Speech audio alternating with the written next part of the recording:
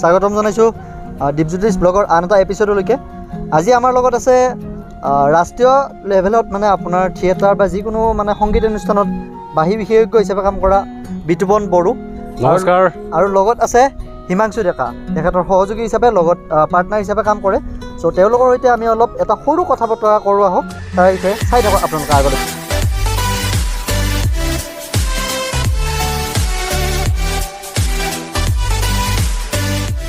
আমি বিতুপন আৰু হিমাংশুৰ লগত প্ৰথমতে চিনাকি হওঁ। তোমাৰ সম্পূৰ্ণ চিনাকিটো জনাই দিবা। নমস্কাৰ, মোৰ নাম শ্ৰী বিতুপন বড়ো। মোৰ ঘৰ ওদালগুৰি ডিষ্ট্ৰিক্টৰ 2 নং কলাইগাঁৱত। তুমি এনে ক'ত পঢ়া শুনা কৰিছিলা সৰুতে? সৰুতে কলাইগাঁও হায়াৰ ছেকেণ্ডেৰীত পঢ়িছিলোঁ তেনেকৈ। অ'কে। আৰু হিমাংশু, তোমাৰ চিনাকিটো দি দিয়া। নমস্কাৰ, মোৰ নাম শ্ৰী হিমাংশু ডেকা। মই দেওমৰনৈ ডিগ্ৰী কলেজৰ পৰা BA কৰিছোঁ। তেওঁ হয়তো জানে বা মানে আপোনালোকৰ জ্ঞাত বা অজ্ঞাত এনেকুৱা আমাৰ দৰং আৰু ওদালগুৰি ঠাইখনত এনেকুৱা মানে আপোনাৰ প্ৰতিভাৱান শিল্পী বহুকেইগৰাকী আছে, যিসকল হয়তো আপোনাৰ সামাজিক মাধ্যম বা যিকোনো ধৰণৰ মিডিয়াৰ পৰা সংশ্লিষ্ট ৰূপত আপোনাৰ মানে বহু ক্ষেত্ৰত মানে দূৰত আছে। তো তেনেকুৱা এজন আপোনাৰ প্ৰতিভাৱান শিল্পী হৈছে আপোনাৰ বিতুপন বড়ো। তো তেখেতে মানে বহুতো ৰাষ্ট্ৰীয় লেভেলৰ কাৰ্যসূচী ইতিমধ্যে মানে দৰ্শন কৰিছে, প্লাছ তাতে মানে পাৰফৰ্ম কৰিছে। লগতে তেখেতে অসমৰ উপৰিও কিছুমান ঠাই আছে লাইক চিমলা বা আপোনাৰ ধৰক গেংটক বা এনেকুৱা ধৰণৰ ঠাইবোৰত গৈ তাতেও পাৰফৰ্ম কৰিছে। লগতে তেখেতে বিভিন্ন ধৰণৰ ভ্ৰাম্যমান থিয়েটাৰতো তেখেতে বাহিবাদক হিচাপে কাম কৰি আহিছে আৰু সামাজিক মাধ্যমৰ এজন প্ৰিয় শিল্পী বুলি আমি সকলোৱে বিশ্বাস কৰোঁ। গতিকে বিতুপনৰ পৰাই আমি অলপ জানো আহক, মানে তেখেতে কেনেকুৱাকৈ মানে এইটো লেভেলত মানে আগুৱাই গৈছে। বিতুপন, তোমাৰ কাৰণে মোৰ প্ৰথমটো প্ৰশ্ন হৈছে, এই যে মই যে গম পাইছোঁ ধৰা তুমি ৰাষ্ট্ৰীয় লেভেলত বিভিন্ন ধৰণৰ কাৰ্যসূচী বা কাম কৰিছা, অলপমান জনাই দিব পাৰিবা নেকি কেনেকুৱা কি কাম কৰিছা? পোনপ্ৰথমে মই চিমলাত গৈছিলোঁ। তাত বাহিবাদক হিচাপে গৈছিলোঁ। আচলতে তাত বিহু পাৰফৰ্মেঞ্চ কৰিবৰ কাৰণে গৈছিলোঁ। আৰু তাৰপিছত গ'লোঁ কেৰেলা গ'লোঁ, তাতো বিহু পাৰফৰ্মেঞ্চ কৰিব গৈছোঁ। তাৰপিছত কলকাতা গ'লোঁ জিনা ৰাজকুমাৰী বাইদেউৰ লগত। গৈ পেলাই খুবেই ভাল লাগিছে তাতে গৈ। খুব সুন্দৰকৈ তাতে অনুষ্ঠান আমি পৰিৱেশন কৰিছিলোঁ। সকলোৱে ভাল পাইছে বাহিৰৰ মানুহে। তো তেনেকৈ খুবেই ভাল লাগিলে তাতে গৈ। তোমাতকৈ মানে বেছি প্ৰতিভাৱান শিল্পীবিলাকৰ জৰিয়তে ডমিনেট কৰা বা তেনেকুৱা ক্ষেত্ৰত? তেনেকুৱা হোৱা নাছিলে। আচলতে বাহিৰৰ যিটো পৰিৱেশ, বাহিৰৰ পৰিৱেশটো খুবেই ভাল লগা পৰিৱেশ। তাত তেনেকুৱা ধৰণৰ কোনো পোৱা নাছিলোঁ আচলতে। খুব যিমান ডাঙৰ শিল্পী হ'লেও, যিমান ডাঙৰ মিউজিচিয়ান হ'লেও আচলতে সৰু মিউজিচিয়ানখিনিক অলপ গুৰুত্ব দিয়ে মানুহখিনিয়ে। ভাল লাগে সেইকাৰণে বাহিৰত। অ'কে। তুমি তাতে কৰা যিকোনো এটা গান তোমাৰ পাৰফৰ্মেঞ্চ এটাৰ ওপৰত অলপমান 2 লাইন মানে গুণগুণাই দিব পাৰিবা নেকি? গান গোৱা নাছিলোঁ আচলতে, বাঁহীতে বজাব লাগিব। বাঁহী বজাইছিলোঁ তাতে, বাঁহী পাৰফৰ্মেঞ্চ কৰিবহে গৈছিলোঁতো। তো বাঁহীত বিহুকে বজাই দিওঁ অকণমান।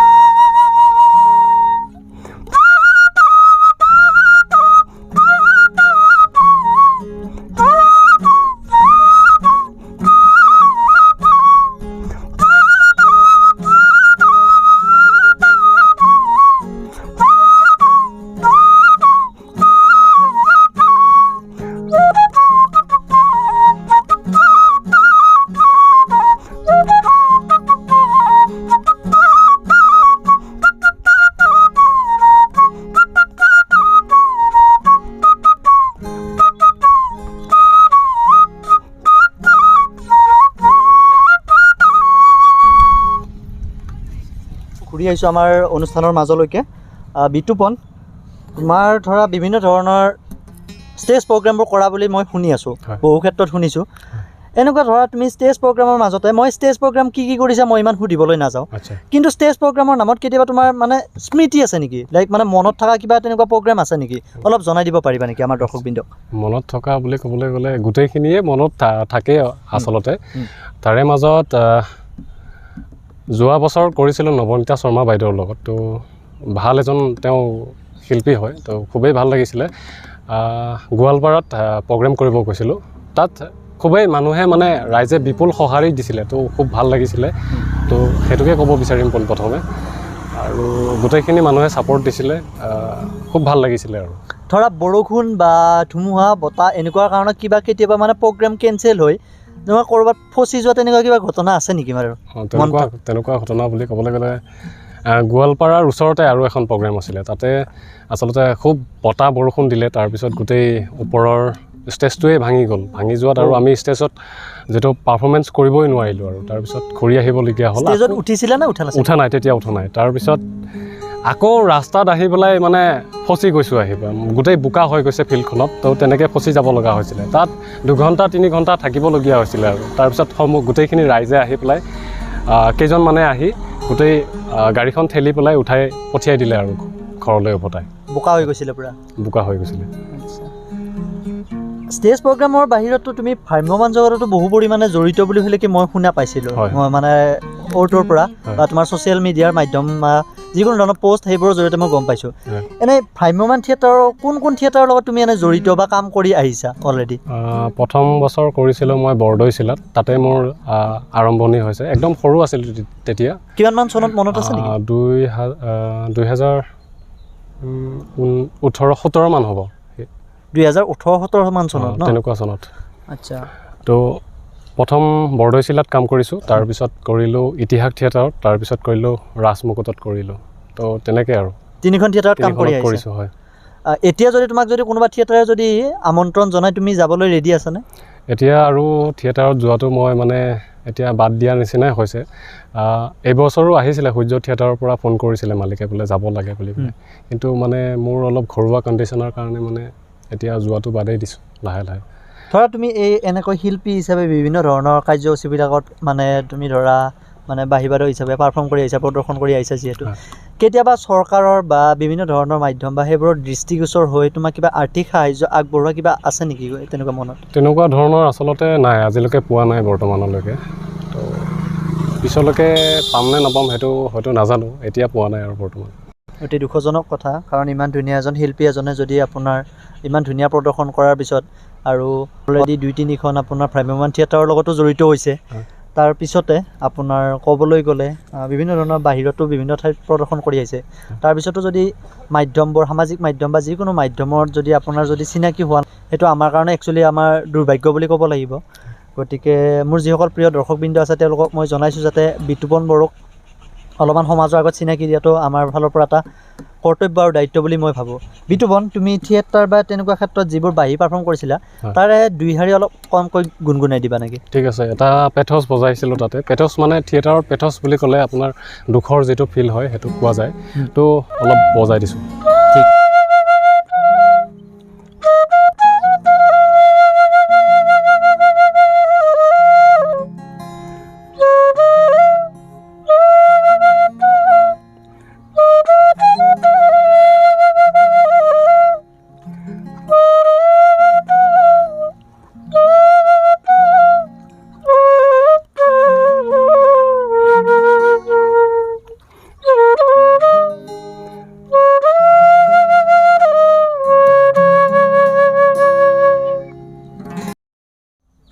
সুন্দৰ এটা সেউজীয়া পৰিৱেশ এটাত আছোঁ। বিতুপন, মই তোমাৰ বিষয়ে এনেকুৱা শুনিছোঁ মানে তুমি ধৰা সামাজিক মাধ্যম বিশেষকৈ ক'বলৈ গ'লে ফেচবুকত বিভিন্ন ধৰণৰ কবিতা লিখিছা আৰু কবিতাৰ জৰিয়তে বহুখিনি জনপ্ৰিয়তাও পাইছা। এই সেউজীয়া পৰিৱেশটোৰ ওপৰত তোমাৰ কেনেকুৱা অনুভৱ আহিছে? ধৰা আমি এতিয়া ইয়াতে ধৰা ইমান ধুনীয়াকৈ কথা বতৰা পাতি আছোঁ, এইটো ক্ষেত্ৰত আচলতে ভাল লাগিছে, এটা অনুভৱ আহিছে, সেইটো মই কৰি দিওঁ। নিশ্চয় নিশ্চয়। জোনাক নামৰ কবিতা এটা আছিলে, তো সেইটো কবিতা ৰাহুল জোনাকে লিখিছিলে, চ' সেইটো কবিতা মই শুনাব বিচাৰিছোঁ। ক'ত আছাও তুমি? আজি এবাৰ চোৱাহিচোন কিদৰে হতাশাত ভাগিছে মোৰ মনটো, কিদৰে হতাশাৰ বানত উঠি ভাহি পৰিছে মোৰ সপোনৰ সৰুজ পৰিটো। দেখিছা জানো তুমি আজি মোৰ অবোধ মনটোৱে কিদৰে শোকত ভাগি পৰিছে? সকলোবোৰ মুহূৰ্ত এতিয়া মোৰ বাবে অকল্পিত হৈ পৰিছে। উশাহবোৰ ল'লেও গোন্ধ পাওঁ, হেঁপাহবোৰ পৰি চাই হৈ যোৱাৰ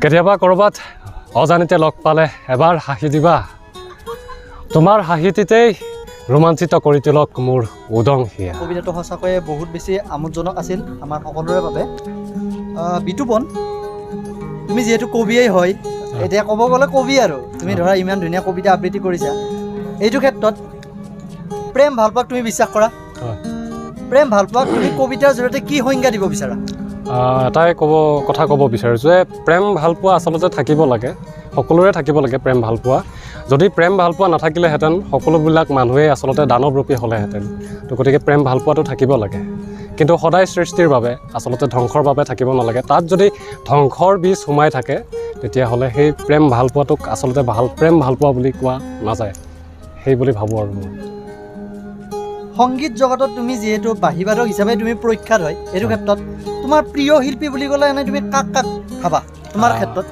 ভূপেন হাজৰিকাদেৱক ভাল পাওঁ তেওঁৰ গীত ভাল পাওঁ আৰু লগতে জুবিন দা সকলোৱে ভাল পায় এইটো ক্ষেত্ৰত বিতুপনৰ প্ৰিয় শিল্পী বুলি ক'লে কোন হয় তাকো গম পালোঁ অলৰেডি অলপমান জানিব বিচাৰোঁ আমি হিমাংশুৰ পৰা হিমাংশু তুমি ইমান ধুনীয়া গীটাৰ বজাইছা ক'ৰবাত এনে বিশেষকৈ মানে শিকিছিলা নেকি মানে গীটাৰ বজোৱাৰ ক্ষেত্ৰত এনেকুৱাকৈ মই আচলতে গীটাৰখন শিকা নাই বাৰু আজিলৈ মানে তুমি ঘৰতেই মানে প্ৰেক্টিছ কৰি জনা হৈছা এনেকৈ প্ৰেক্টিছ কৰোঁ ঘৰতে ইউটিউবৰ হেল্প লৈছিলা নেকি সেইবিলাক সহায় লওঁ আৰু মোৰ লগকেইটাই পাৰে আচ্ছা বজাব গীটাৰ বজোৱাৰ উপৰিও তোমাৰ মানে কিবা এক্সট্ৰা মানে তোমাৰ কিবা শিল্পকলা বা কিবাৰ লগত তেনেকুৱা জড়িত হেৰি আছে নেকি প্ৰতিভা আচলতে ক'ব গ'লে প্ৰফেশ্যনেলি মই ছবি আঁকো তাৰ পাছত ধৰক এইবিলাক হ'ল মোৰ নিচা পেচা নহয় নিচা তাৰ ভিতৰত ধৰক এই বাঁহী বজাওঁ কেচিঅ'খন বজাওঁ অলপ কেচিঅ' বজাওঁ বা কিবা কিবি মিউজিকৰ কাম অলপ চলপ কৰোঁ গতিকে এইবিলাক সম্পূৰ্ণ নিচা পেচা নহয় পেচাটো হ'ল মোৰ ছবি অঁকাটো হ'ল তোমাৰ পেচা আচ্ছা তোমাৰ ছবি যেনিবা ক'ৰবাত এনে প্ৰদৰ্শনীত বা কিছুমান যিবিলাক প্ৰতিযোগিতা থাকে তাতে কেতিয়াবা মানে প্ৰদৰ্শন কৰা গৈছে নেকি তেনেকুৱা ড্ৰয়িংবোৰ তেনেকুৱা ক'ব পাৰিবা নেকি দুই এখন ঠাইৰ নাম বা তেনেকুৱা প্ৰতিযোগিতা বা স্কুলৰ নাম তেনেকুৱা ক্ষেত্ৰত এতিয়া ডিষ্ট্ৰিক্টবিলাক মনত আছে তেনেকুৱা ঠাইবিলাক ডিষ্ট্ৰিক্টৰ নাম ক'লেও তেনেকুৱা মোৰ মনত নাই এই ধৰক গুৱাহাটী গৈছে মৰিগাঁও গৈছে আৰু দুই এখন ওচৰ পাজৰৰ ঠাই গৈছে আৰু প্ৰদৰ্শনীৰ কাৰণে তেনেকৈ যোৱা বছৰ গুৱাহাটীৰ কলাক্ষেত্ৰত মানে এটা মানে তোমাৰ মানে চিত্ৰকলাৰ প্ৰতিযোগিতা এটা হৈছিলে তুমি গম পাইছিলা নেকি এনে সেইটোৰ ওপৰত গম পাইছিলোঁ কিন্তু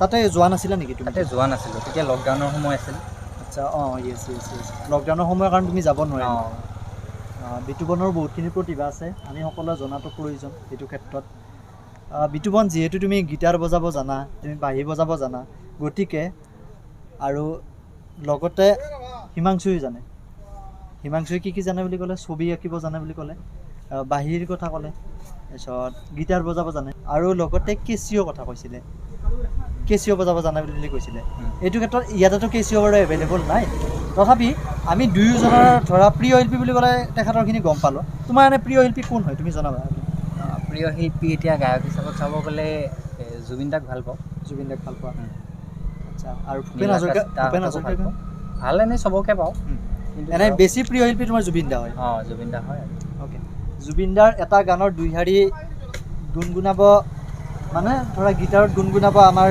হিমাংশুৱে আৰু ভূপেন হাজৰিকাদেৱৰ এটা গানৰ তেখেতক সোঁৱৰণ কৰি তেখেতৰ বাবে আপোনাৰ বিতুপন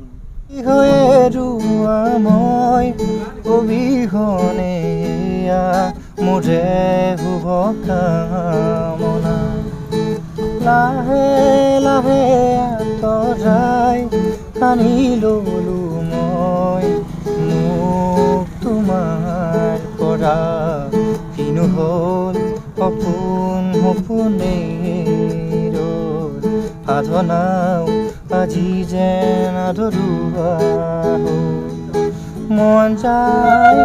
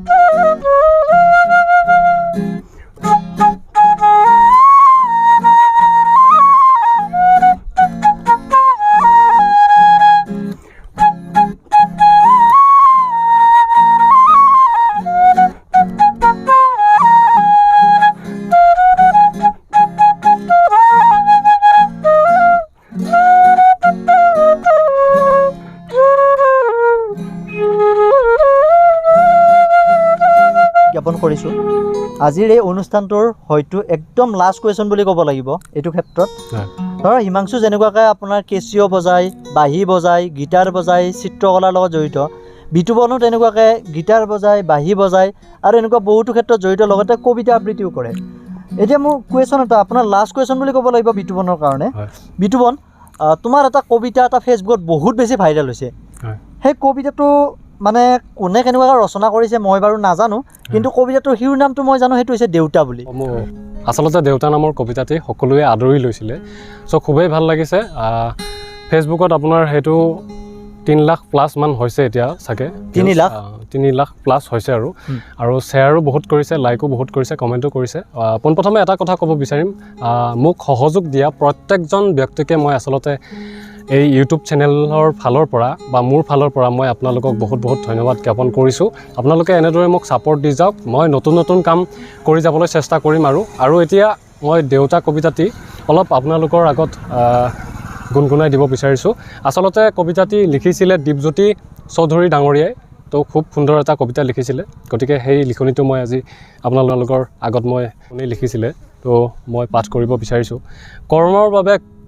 কৰ্মৰ বাবে ঘৰৰ পৰা দূৰত থকা সকলো ল'ৰা ছোৱালীলৈ নিশা এটা মাৰ পৰা কল আহে, য'ত মায়ে সোধে আহি পালিনে, ভাত খালিনে বুলি, কিন্তু কেতিয়াবা কলটো ৰাখোঁ বুলি কয়, অলপ সময় কলটো নাকাটি মনে মনে শুনি চাবচোন, তেতিয়া পিছফালৰ পৰা এটা শব্দ শুনিব, য'ত দেউতাই আহি ক'ব আহি পালেনে সি বা তাই। সেইজনেই হ'ল দেউতা, যি কেতিয়াও সন্মুখত নাহে, কিন্তু তোমাৰ প্ৰতিটো খবৰ তুমি গম নোপোৱাকৈ লৈ থাকে।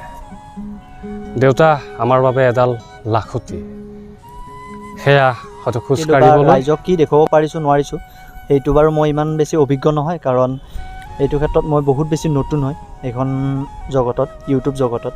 তথাপি মোৰ ফালৰ পৰা এটা আপ্ৰাণ প্ৰচেষ্টা এটা চলাই আছোঁ এইটো ক্ষেত্ৰত।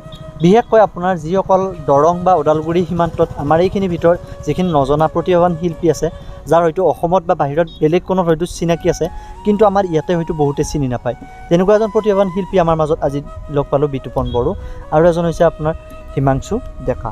গতিকে তেওঁলোকৰ লগত বহুখিনি কথা পাতিলোঁ। লাষ্টত যিটো বিতুপনে কবিতা আবৃত্তি কৰিলে দেউতা নামৰ, সঁচাকৈয়ে বহুত বেছি ইম'চনেল বুলি ক'ব লাগিব, আমাৰ অন্তৰ চুই যোৱা এটা কবিতা এটা। বিতুপন, আমাক ইমানখিনি বহুমূলীয়া সময় দিয়াৰ বাবে আমাৰ ফালৰ পৰা, আমাৰ চেনেলৰ ফালৰ পৰা আপোনাক বহুত বেছি ধন্যবাদ জ্ঞাপন কৰিছোঁ। লগতে হিমাংশু, প্ৰত্যেকটো কাম কাজত আমাক সহযোগিতা দিয়া, আমাৰ যিখিনি অনুষ্ঠান কৰিলা সেইখিনি চাই আছে, তো আমাৰ চেনেলটোৰ জৰিয়তে তুমি এটা কি মেছেজ এটা প্ৰদান কৰিব বিচাৰা সমাজৰ কাৰণে এইটো ক্ষেত্ৰত? সমাজৰ কাৰণে আচলতে পোনপ্ৰথমে মই দীপজ্যোতিক ধন্যবাদ জ্ঞাপন কৰিছোঁ, কাৰণ দৰঙৰ চলি হৈ ইয়াতে আহি পেলাই মোক ইয়াতে আহিবৰ কাৰণে মোক এটা সুযোগ দিয়াৰ বাবে বহুত বহুত ধন্যবাদ জ্ঞাপন কৰিছোঁ। আচলতে প্ৰত্যেকজন মানুহে ভালে থাকক তাৰে কামনা কৰিছোঁ, সকলোক সহায় কৰক আগুৱাই যোৱাত, সেইটোৱে বিচাৰোঁ আৰু পোনপ্ৰথমে মই, আৰু এনেদৰে আপোনালোকৰ মাজত থাকিয়ে মই আগুৱাই যাব বিচাৰিম। তোমাৰ অভিজ্ঞতা কেনেকুৱা, আৰু তোমাৰ ধৰা আমাৰ চেনেলটোৰ জৰিয়তে কি এটা মেছেজ দিব বিচাৰা সমাজখনক, অলপমান জনাই দিয়া। আচ্ছা, অভিজ্ঞতা বুলি ক'লে ভালেই লাগিছে। এনেকুৱা এয়া মোৰ ক্ষেত্ৰত প্ৰথম বাৰু, মই এনেকৈ কাৰোবাৰ চেনেলত প্ৰথমবাৰ আহিছোঁ।